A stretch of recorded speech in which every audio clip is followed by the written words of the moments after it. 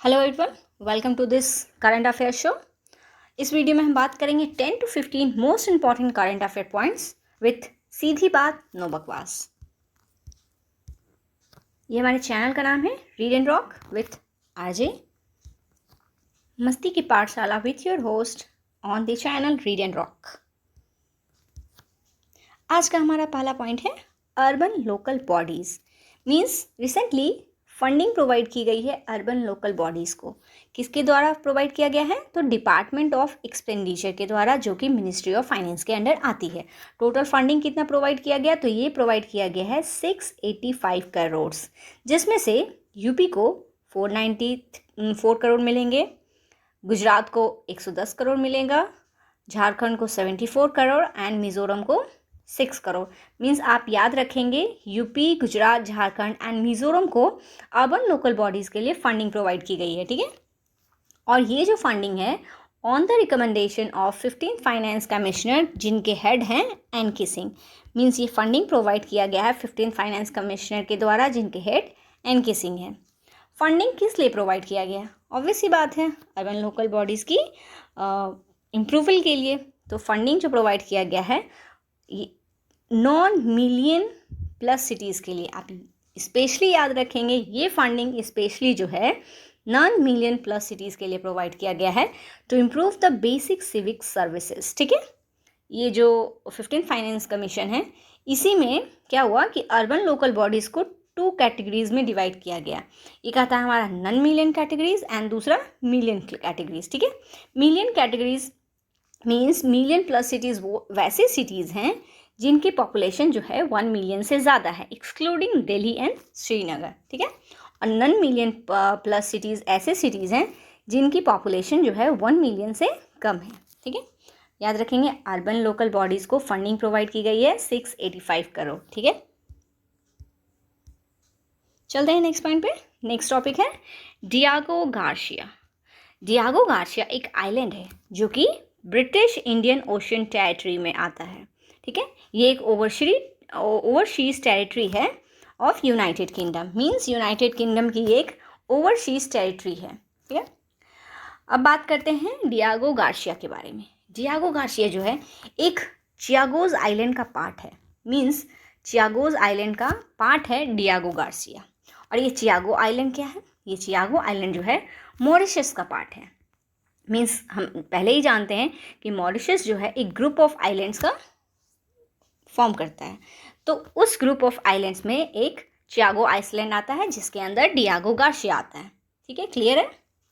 तो क्या हुआ था कि 1965 में ब्रिटेन ने चियागो आइसलैंड को सेपरेट किया था मॉरिशस से। मीन्स 1965 में ब्रिटेन ने चियागो आइसलैंड को सेपरेट कर दिया मॉरिशस से, और उस आइलैंड पे वो ज्वाइंट मिलिट्री बेस तैयार करता है यूएस के साथ मिलके। मीन्स वो जो आइलैंड को उसने मॉरिशस से सेपरेट किया था, जिसका नाम था चियागो आइलैंड, उसको ज्वाइंट मिलिट्री बेस बनाया यूएस की हेल्प से, ठीक है। अब ये न्यूज़ में क्यों है? तो ये न्यूज़ में इसलिए है कि मॉरिशस जो है इस आइलैंड को वापस चाहता है from United kingdom. Means Mauritius वापस अपना आइलैंड चाहता है अब। नेक्स्ट टॉपिक पे चलते हैं। नेक्स्ट टॉपिक है सेंसस ऑफ गवर्नमेंट, ठीक है। रिसेंटली काफ़ी न्यूज़ में था सेंसस ऑफ गवर्नमेंट, ठीक है। उससे पहले हम बात करेंगे कि इंडिपेंडेंट इंडिया में सेंसेक्स कब से, कौन से साल से शुरू किया गया, ठीक है। तो ये शुरू किया गया 1951 से। मीन्स 1951 से 2012 तक हर 10 साल पे एक सेंसेक्स रिलीज़ किया जाता है, ठीक है। और ये जो डेटा है वो SC और ST को भी इंक्लूड करता है। मतलब इसमें जो सेंसेक्स के जो डेटा है उसमें SC और ST को भी इंक्लूड करता है। इससे पहले क्या था कि जो जितने भी सेंसेक्स हुए 1931 से पहले तक, उसमें क्या होता था, कास्ट वाइज डेटा को रिलीज़ किया जाता था। बट 1951 से ऐसा नहीं था। अब कुछ दिन पहले क्या होता कि बिहार के जो CM नीतीश कुमार, वो चाहते थे कि कास्ट बेस्ड सेंसस किया जाए। इसकी वजह से उन्होंने गवर्नमेंट को बोला कि कास्ट बेस्ड सेंसस किया जाए। बट सेंट्रल गवर्नमेंट ने क्या किया, इसको कंसिडर करने से मना किया, डैट इज़ उनको रिफ्यूज़ कर दिया। तो वापस से बिहार की सीएम ने बोला है कि वापस से आप इसको रिकंसिडर करें और कास्ट बेस्ड सेंसस को अप्रूवल करें, ठीक है। और ये ऐसा क्यों फोर्स कर रहे हैं बिहार के सीएम? तो इनके अकॉर्डिंग क्या है कि अगर कास्ट बेस्ड सेंसस होगा तो जो डेटा प्रोवाइड किया जाएगा वो ज़्यादा यूज़फुल होगा पॉलिसीज़ बनाने में, और जो रियली नीडेड पीपल है ना उनके लिए ज़्यादा यूज़फुल होगा। मीन्स इनके अकॉर्डिंग ये है कि अगर डेटा कास्ट वाइज होगा तो वैसे लोगों को ज़्यादा यूज़फुल होगा पॉलिसीज़, जो कि सच में जिनको उन पॉलिसीज़ की ज़रूरत है, ठीक है। पहले क्या होता था कि एससी और एसटी के जो डिटेल्स थे वो कैसे कलेक्ट होते थे?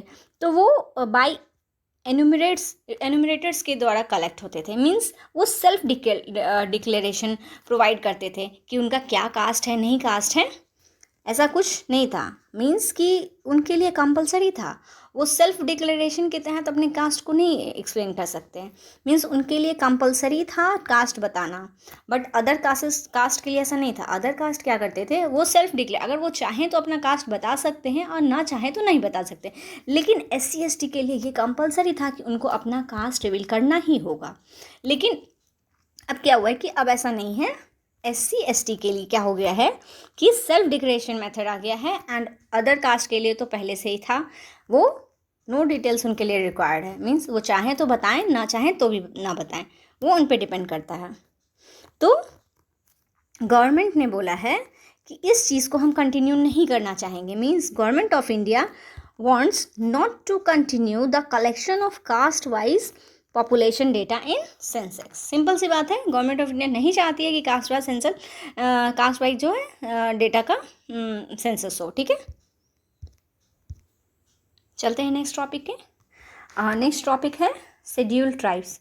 Recently schedule tribes bill pass हुआ है, इस वजह से ये काफ़ी न्यूज़ में था, तो इसके बारे में डिटेल से बात करेंगे। शेड्यूल ट्राइब्स जो है वो अकॉर्डिंग टू कॉन्स्टिट्यूशन क्या है? तो अकॉर्डिंग टू कॉन्स्टिट्यूशन प्रेसिडेंट जो है वो स्पेसिफाई करते हैं एसटीज़ को। मींस प्रेसिडेंट स्पेसिफाई करेंगे शेड्यूल ट्राइब्स को, वेरियस स्टेट एंड यूटीज़, लेकिन with the consultation of governor. मतलब गवर्नर के कंसल्टेशन पे ही प्रेसिडेंट ये स्पेसिफाई करेंगे एसटी और एसटी को वेरियस स्टेट एंड यूटीज़ में, ठीक है। और पार्लियामेंट जो है मॉडिफाई कर सकता है according to the situation. Means जो प्रोसेस है एसटीज, मतलब क्या क्या क्राइटेरिया फुलफिल होगा, ये पार्लियामेंट मॉडिफाई कर सकता है, ठीक है। लेकिन कॉन्स्टिट्यूशन जो है हमारा वो नहीं डिफाइन करता है, does not define the criteria for recognisation of any. कोई क्राइटेरिया फिक्स करके नहीं रखा है कॉन्स्टिट्यूशन ने कि हाँ ये चीज़ होने से आप एसटी कैटेगरी में आएंगे एंड ये चीज़ होने से आप उसमें बिलोंग नहीं करेंगे। ऐसा कुछ क्राइटेरिया डिफाइन नहीं किया है कॉन्स्टिट्यूशन ने। बस कॉन्स्टिट्यूशन ने ये डिफ़ाइन किया है कि क्या क्या प्रोसेस हो सकता है डिफ़ाइन करने को एसटीज़ को, ठीक है। तो ये कहाँ लिखा है? ये लिखा गया है आर्टिकल 366(25) में कि constitution only provide the process to define STs. Means ST को डिफ़ाइन करने का कोई क्राइटेरिया नहीं है, सिर्फ प्रोसेस है जो कि कॉन्स्टिट्यूशन के तहत आता है। जानते हैं एसटी मीन्स होता क्या है? एसटीज़ एक ऐसा ट्राइब है, एक ऐसा ट्राइबल कम्युनिटीज़ है, ऐसा पार्ट ऑफ ग्रुप है विद इन सच ट्राइब और ट्राइबल कम्युनिटीज़ जिसके अंदर जो हमारा आर्टिकल 342 के अंदर आता है वो पर्पस ऑफ एसटीज़ के लिए है। मीन्स एक ऐसा ट्राइब, ऐसा ट्राइबल कम्युनिटीज़ जो कि डीम्ड है, मीन्स उनको काफ़ी वो पीछे हैं, तो वो आर्टिकल 342 के अंदर आते हैं और इनका एक पर्पस है कॉन्स्टिट्यूशन के तरफ से, ठीक है। अब राज्यसभा में रिसेंटली एक बिल पास हुआ है जिसको बोलते हैं शेड्यूल ट्राइब अमेंडमेंट बिल 2021। इस बिल में क्या हुआ है जो कि अमेंड करता है, ये जो बिल है वो अमेंड करता है हमारा शेड्यूल ट्राइब ऑर्डर 1950 को। आप याद रखेंगे ये जो 2021 का एसटी अमेंडमेंट बिल है वो किसको अमेंड करता है? तो ये अमेंड करता है एसटी ऑर्डर 1950 को, ठीक है। इस बिल में क्या हुआ है कि ये बिल जो है रिमूव किए हैं, इस बिल ने रिमूव किया है कुछ ट्राइब्स को जिसका नाम है द अबोर ट्राइब। 100% आप इसको दिमाग में बैठा लीजिए कि ये जो अबोर ट्राइब है इसको इस बिल ने रिमूव कर दिया गया है। अब आपसे पूछा जा सकता है कि ये अबोर ट्राइब कहाँ से बिलोंग करता है, तो ये अबोर ट्राइब जो है अरुणाचल प्रदेश से बिलोंग करता है। और भी कुछ रिप्लेसेस किए गए हैं इस बिल में, जो कि है बिल ने रिप्लेस किया है कुछ अदर ट्राइब्स को कुछ अदर ट्राइब्स से, ठीक है। तो वो सब तो काफ़ी ज़्यादा है, तो याद नहीं रखना, आपको अबोर ट्राइब याद रखना है जो कि अरुणाचल प्रदेश से बिलोंग करता है। चलते हैं नेक्स्ट टॉपिक के बारे में पढ़ने। Greater one horn rhinoceros. Greater one horn rhinoceros India में लार्जेस्ट नंबर है इनका, ठीक है।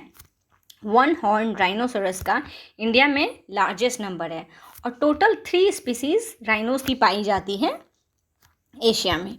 मीन्स टोटल 3 स्पीसीज एशिया में पाई जाती है राइनोस की, ठीक है, IUCN में। और वो जो 3 स्पीसीज है वो है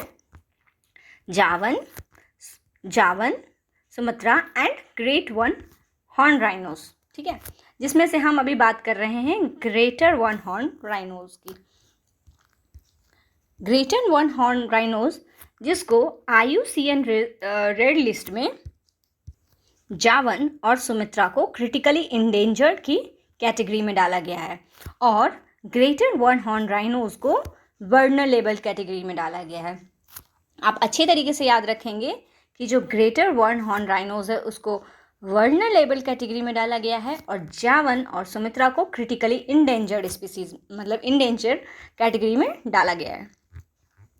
सीरीज के अकॉर्डिंग जो ग्रेटर वन हॉर्न राइनोस है उसको अपेंडिक्स 1 में डाला गया है और वाइल्ड लाइफ प्रोटेक्शन एक्ट 1972 के तहत ग्रेटर वन हॉर्न राइनोस को शेड्यूल 1 में डाला गया है, ठीक है।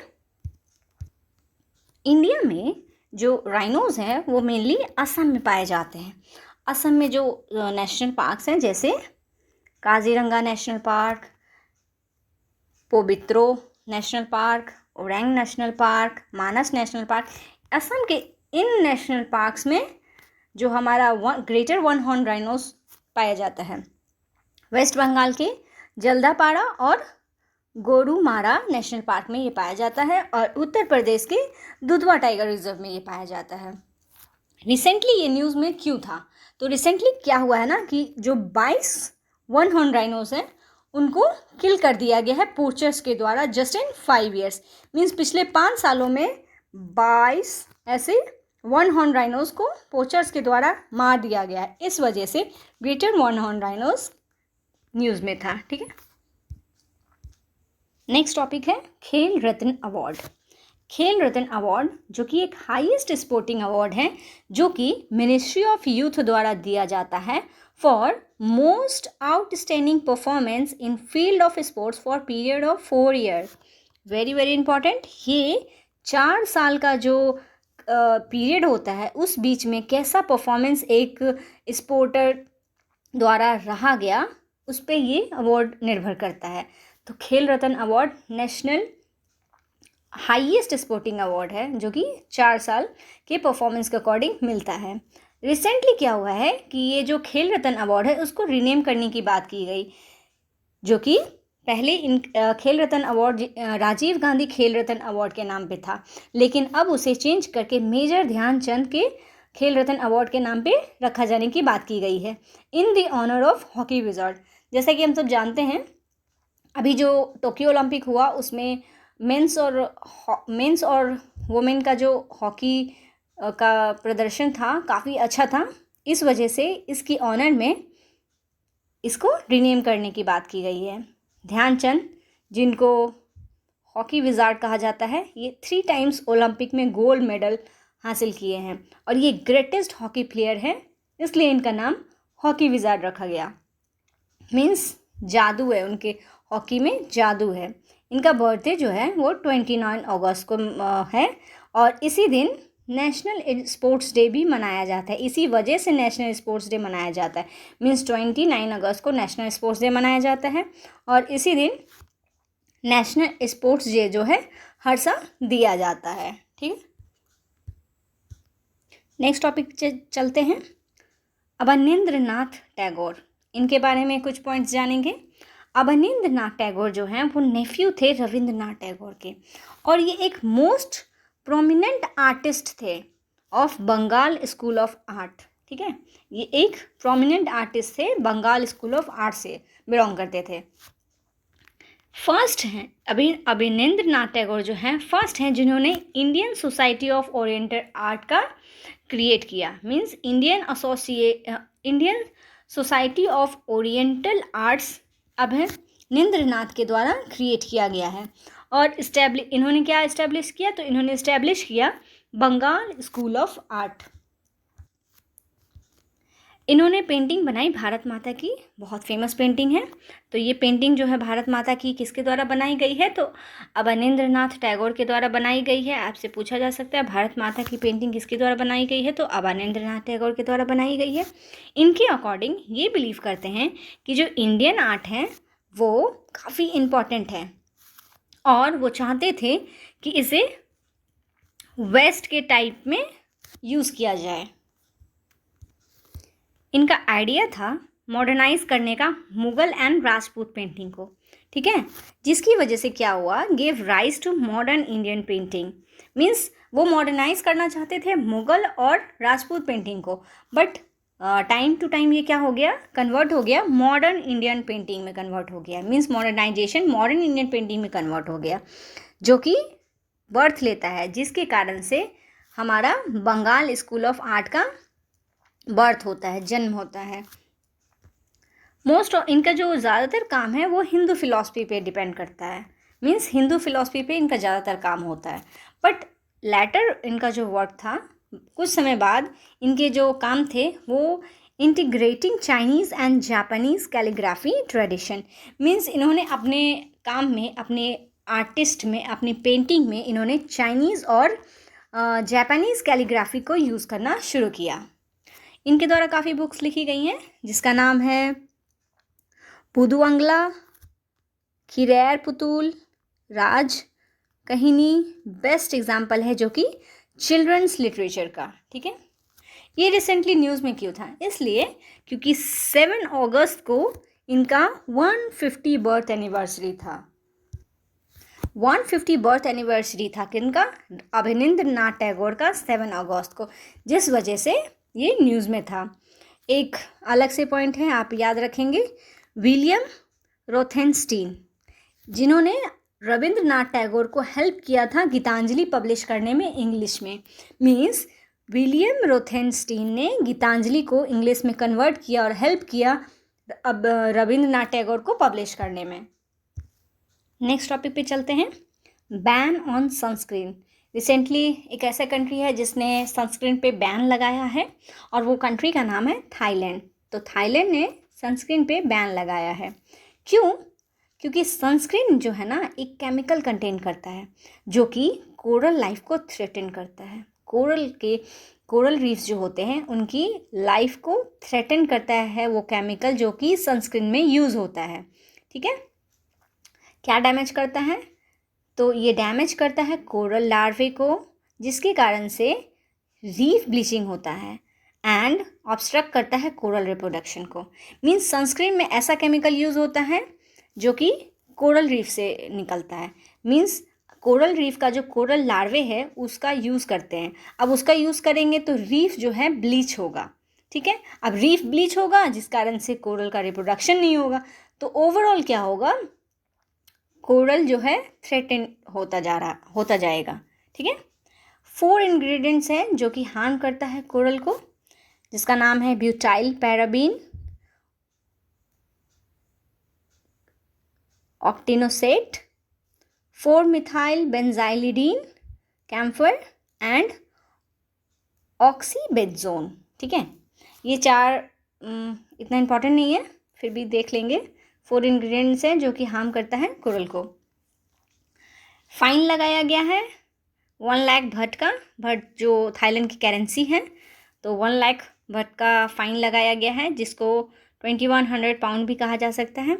ये कोई ऐसा पहला बैन नहीं है जिसको थाईलैंड ने लगाया है। ये जो बैन है सनस्क्रीन पे ऑलरेडी कुछ कंट्रीज़ लगा चुकी है। For example Pacific island of Palau, इन्होंने बैन लगाया है सनस्क्रीन पे। यूएस ने बैन लगाया है, यूएस ऑफ हवाई ने भी बैन लगाया है, ठीक है। Replacement fertility bill, next topic है रिप्लेसमेंट फर्टिलिटी बिल। तो ये रिप्लेसमेंट फर्टिलिटी बिल क्या है, सॉरी रिप्लेसमेंट फर्टिलिटी रेट। तो रिप्लेसमेंट फर्टिलिटी रेट जो है वो ऐसा रेट है जहाँ पे पॉपुलेशन जो है स्टेबलाइज होगा नेशन का, मींस रिप्लेस कर रहा है जितने जो डेथ रेट जो है वो बर्थ रेट के अगर इक्वल हो जाए, मींस रिप्लेस हो गया, जितना लोगों का जन्म हुआ है और जितने लोगों की मृत्यु हुई है अगर वो इक्वल हो जाए, मींस क्या हुआ, एक तरह का रिप्लेसमेंट हुआ। तो रिप्लेसमेंट फर्टिलिटी रेट इसी को कहा जाता है। मीन्स अगर 100 साल पहले फर्टिलिटी रेट अगर 2 है और 100 साल बाद अगर फर्टिलिटी रेट भी अगर 2 है तो ये एक रिप्लेसमेंट फर्टिलिटी रेट कहा जाएगा, ठीक है। नेक्स्ट है total fertility rate of population. Total fertility rate एक ऐसा एवरेज नंबर है जो कि चिल्ड्रन का, एक ऐसा एवरेज नंबर है चिल्ड्रन का जो कि अपने लाइफ टाइम में, वुमेन का एक जो लाइफ टाइम है उसमें जो बॉर्न होते हैं उसको बोलते हैं टोटल फर्टिलिटी रेट। मीन्स एक वुमेन के जो लाइफ टाइम में टोटल चिल्ड्रंस जो बॉर्न होंगे उसी को कहा जाता है total fertility rate. Recently UP ने एक ड्राफ्ट पब्लिश किया है पॉपुलेशन स्टेबलाइजेशन बिल को लेके, इस वजह से ये कुछ टॉपिक्स हैं जो मैंने कवर किया है। नेक्स्ट टॉपिक पे चलते हैं। पीएम दक्ष पोर्टल और मोबाइल ऐप को लॉन्च किया गया है। मींस ये स्कीम लॉन्च नहीं हुई है, ये पोर्टल और मोबाइल ऐप को लॉन्च किया गया है, पीएम दक्ष जिनका नाम है, ठीक है। ये स्कीम ऑलरेडी लॉन्च हो चुकी है, लेकिन अभी क्या हुआ है कि इसको पोर्टल और मोबाइल ऐप में भी लॉन्च किया गया है। बात करते हैं पीएम दक्ष के बारे में। तो पीएम दक्ष जो है प्रधानमंत्री दक्षता और कुशलता संपन्न हितग्राही योजना, इसका फुल फॉर्म है प्रधानमंत्री दक्षता और कुशलता संपन्न हितग्राही योजना। इम्प्लीमेंट कराया जाता है ministry of social justice and empowerment, ठीक है। ये इम्प्लीमेंट किसके द्वारा कराया जाता है, तो ये इम्प्लीमेंट कराया जाता है ministry of social justice and empowerment के द्वारा। ये 2020-21 से ही इम्प्लीमेंट हो गया है। ये क्या प्रोवाइड करता है, तो ये प्रोवाइड करता है स्किल डेवलपमेंट ट्रेनिंग प्रोग्राम।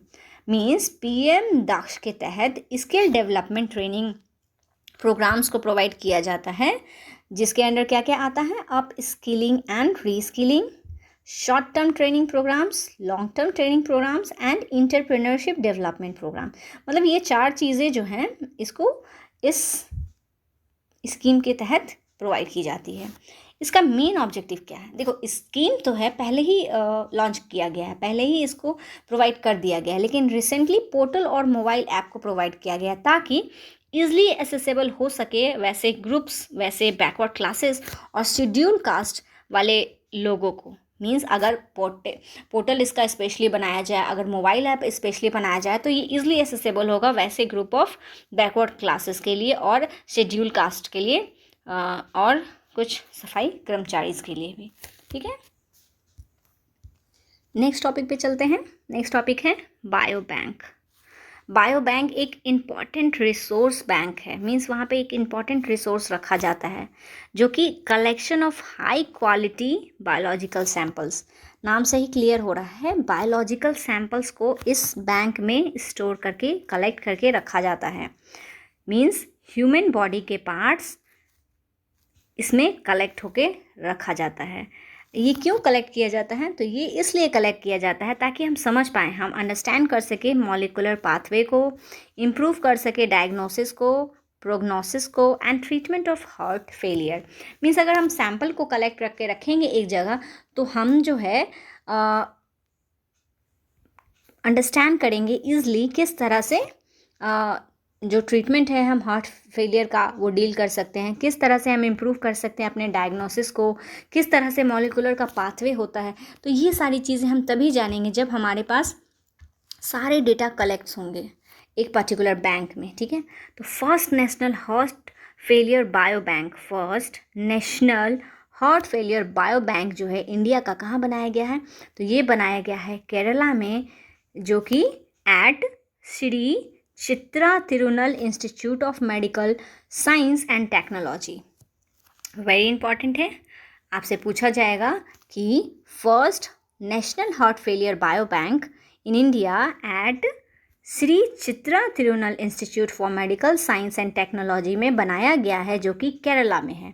ठीक है, और ये जो बायो सैम्पल्स होता है ये क्या क्या होता है, तो ये इंक्लूड करता है ब्लड, सीरम, टिश्यू सैम्पलिंग और कुछ blood molecular cells, genomes, DNA collect किए जाते हैं फ्रॉम हार्ट फेलियर पेशेंट से।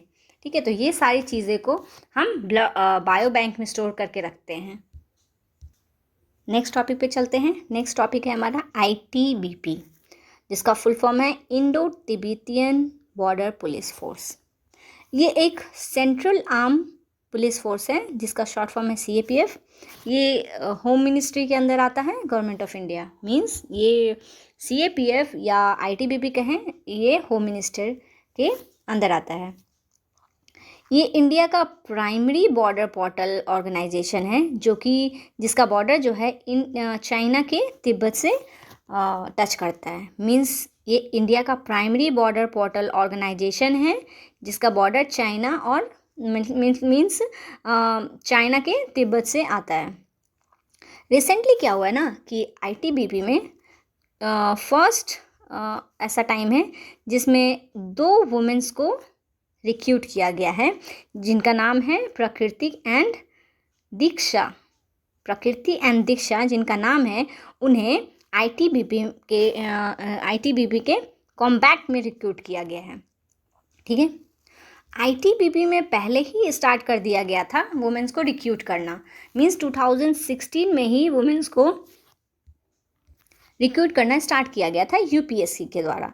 बट क्या था कि वो सिर्फ कॉन्स्टेबलरी रैंक पे रिक्रूट होती थी, मतलब जो वुमेन्स थी उनको रिक्रूट कॉन्स्टेबलरी रैंक पे ही किया जाता था। लेकिन रिसेंटली क्या हुआ है कि अब जो है जो वुमेन्स हैं वो जो हैं कॉम्बैट ऑफिसर के पोस्ट पे भी अब वो रिक्रूट होंगी। तो वो फर्स्ट टाइम जो कॉम्बैट ऑफिसर के पोस्ट पे रिक्रूट हुई हैं उनका नाम है प्रकृति एंड दीक्षा। ये 2 वुमेन्स का नाम याद रखेंगे आप। फर्स्ट टाइम जो है ITBP रेस्ट कब हुआ था, October 24, 1962 में, जो कि जब इंडिया और चाइना का वॉर हुआ था उसी टाइम में इस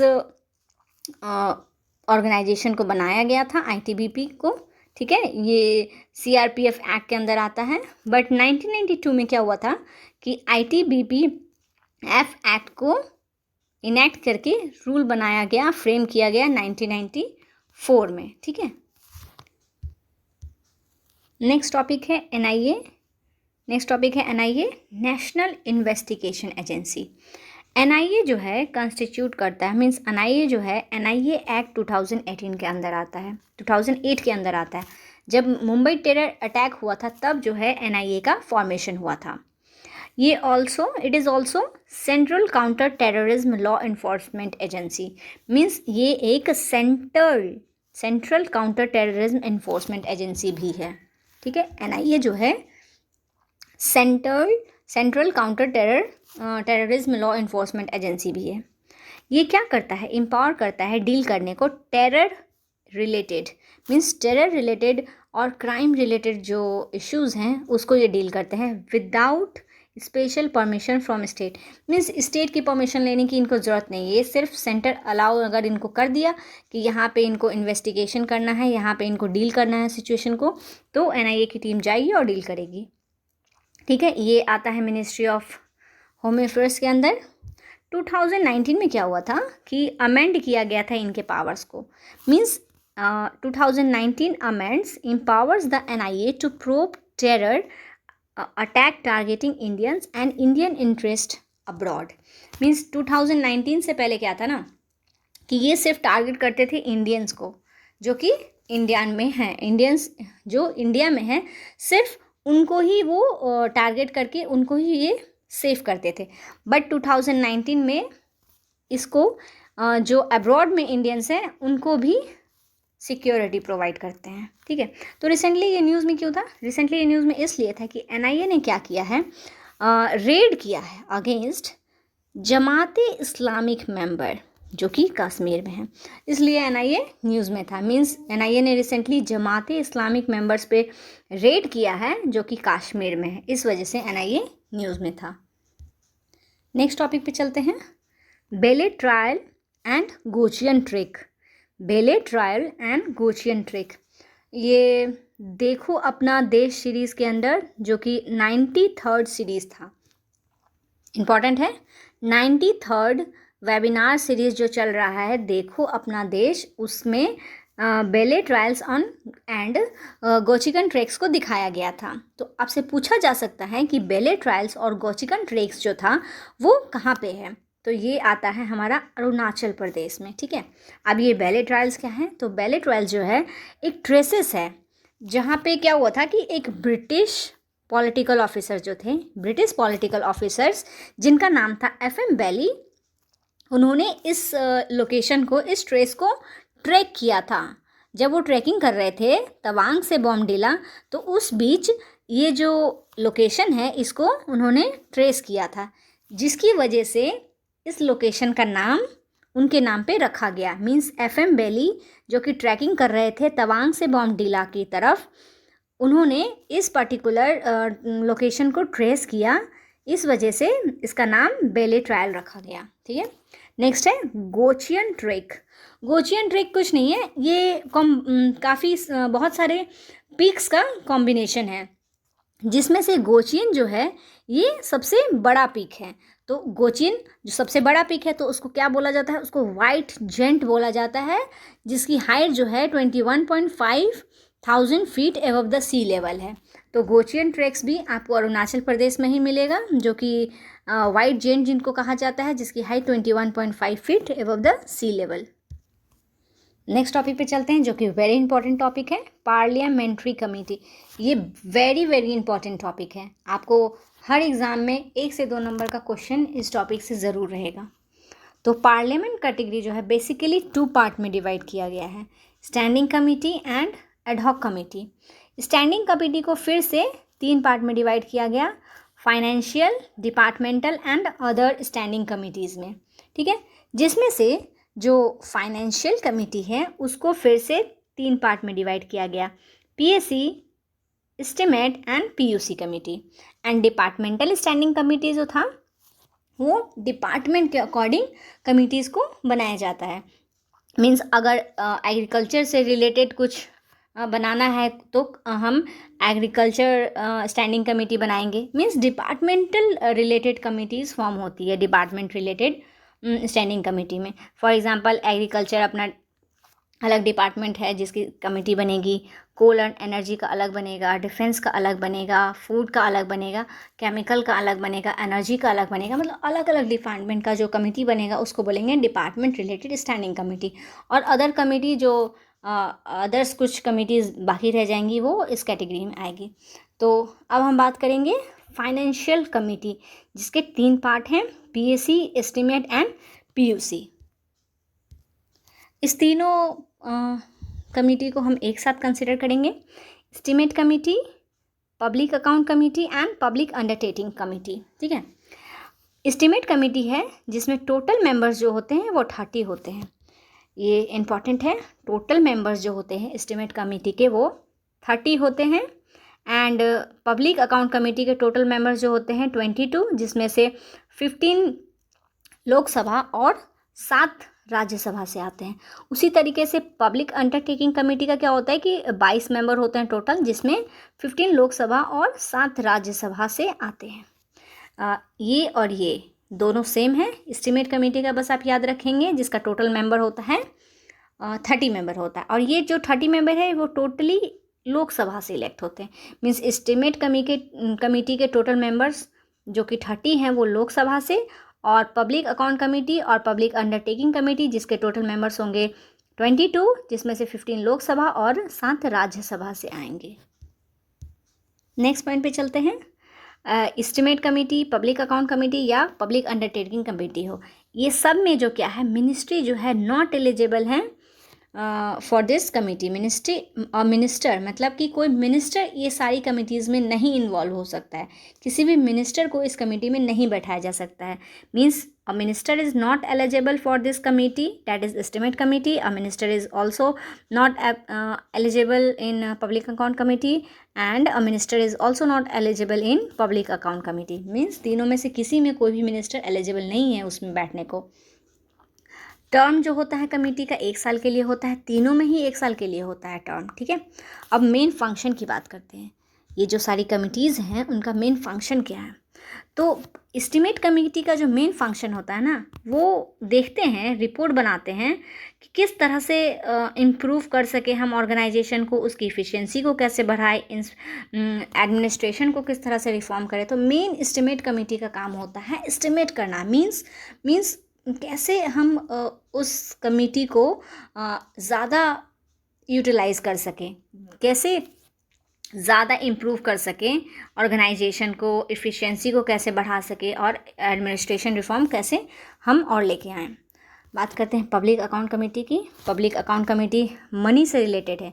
मीन्स पब्लिक की जो अकाउंट है, पब्लिक अकाउंट मतलब क्या? पैसा। पब्लिक जो पैसा दे रही है वो सही जगह यूज़ हो रहा है कि नहीं, वो देखने का काम पब्लिक अकाउंट कमेटी का होता है, ठीक है।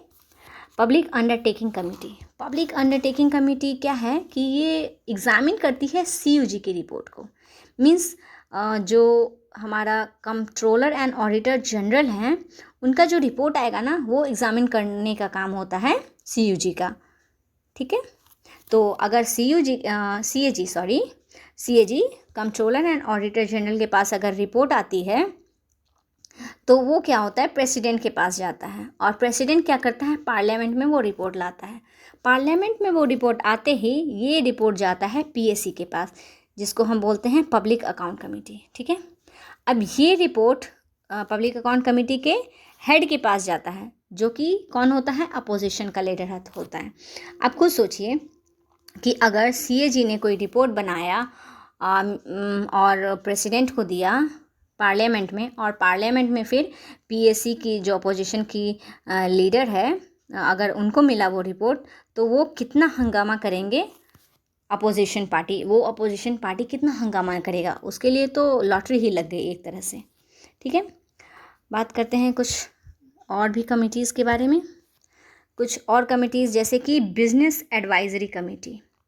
इसके टोटल मेंबर्स जो होते हैं 15, including the speaker. Means total member 15 होते हैं, और ये सब के सब लोकसभा से इलेक्ट होते हैं, और मेंबर्स जो होता है वो नॉमिनेट करता है।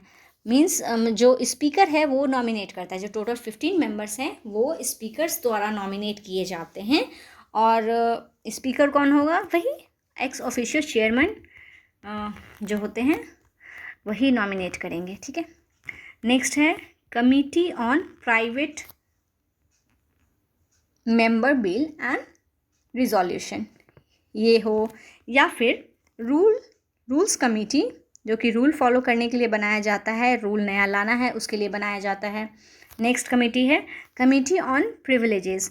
मीन्स बिजनेस और MP, मीन्स अगर कोई MP जो है अगर वो बिजनेस करता है तो ये प्रिविलेज होगा। मीन्स वो एक पोस्ट के साथ साथ दूसरा पोस्ट को भी हैंडल कर रहा है, तो कमिटीज़ ऑफ प्रिविलेजेस भी बनाई गई हैं। Committees on women empowerment. तो ये सारी जो कमिटीज़ हैं इसमें टोटल मेंबर्स जो होते हैं 15 होते हैं, जो कि लोकसभा द्वारा इलेक्ट किया जाता है, और जिनका जो नॉमिनेशन है वो स्पीकर्स करते हैं, ठीक है। लेकिन जो वुमेन एम्पावरमेंट का जो कमेटी है ना, उसमें क्या होता है कि टोटल 30 मेंबर्स इंक्लूड होते हैं, जिसमें लोकसभा से 20 एंड राज्यसभा से 10। मीन्स सिर्फ आपको 2 कमेटी याद रखनी है। पहला एस्टिमेट कमेटी जिसमें 30 मेंबर्स होते हैं, सारे के सारे लोकसभा से होते हैं, और दूसरा जो है वो है कमेटी ऑन वुमेन एम्पावरमेंट, जिसमें 30 मेंबर्स होते हैं, 20 लोकसभा से और 10 राज्यसभा से। तो इस वीडियो को हम यहीं पे एंड करते हैं। Thanks for watching. Please like, share and subscribe my channel. Thank you.